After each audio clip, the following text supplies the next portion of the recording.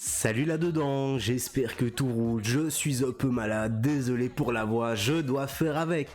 Bon, où en étions-nous? Speed Actu aujourd'hui avec Cyril Gane qui revient sur son combat de titan contre la star, la légende Francis Ngannou. Avant de se pencher pleinement sur son prochain combat face à Tai Tuivasa, car oui c'est officiel, ils vont se battre, ils vont bien se foutre sur la gueule.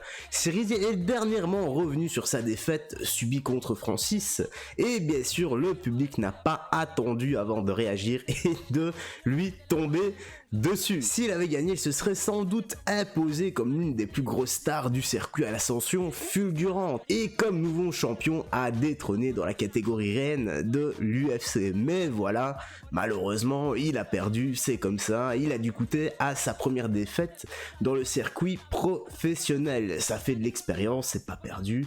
Puis contre Francis, c'est carrément un honneur, je dirais, surtout qu'il a quand même tenu sa couronne, c'est simplement énorme. Mais voilà, récemment Cyril s'est exprimé en revenant sur sa défaite. Je vais te mettre la petite vidéo, ça sera plus cool que de lire l'extrait où il parle. Allez, je te la mets maintenant.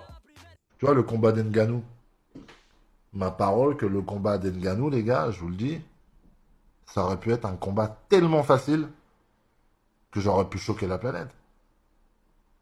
Il y a un détail, c'était la défense d'amener au sol que j'ai et que j'aurais pu avoir parce que c'est pas un gros lutteur, Francis. Et garder le combat debout et rendre Francis ridicule et prendre la ceinture mondiale. Et l'unification des ceintures, tu vois. On sent bien qu'il y a des regrets, c'est comme ça, il faut faire avec et apprendre de ses erreurs. C'est un peu parler pour rien, je trouve, surtout en live. Je veux dire, par là, on sait comment sont les gens et il va se faire incendier, enfin plutôt il s'est fait incendier pour rien. Parfois il vaut mieux garder certaines choses pour nous plutôt que de les partager, de ruminer comme ça sans cesse. Maintenant oui, je sais bien, il a perdu la ceinture et ça doit lui trotter dans la tête assez régulièrement, mais c'est comme ça, comme je dis, il faut faire avec, car le souci est toujours le même en fait. Et si j'avais fait ça, et si, bah voilà, en fait c'est ça le problème, ce sont les et si. Le truc, c'est que ça n'a pas été fait sur le moment.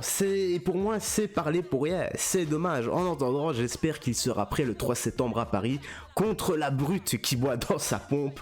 Tai Tuivasa. Et bien voilà, frérot, ça serait de la petite news, la petite actu se termine ici. J'espère que tu as apprécié, que tu as pris un bon moment en notre compagnie.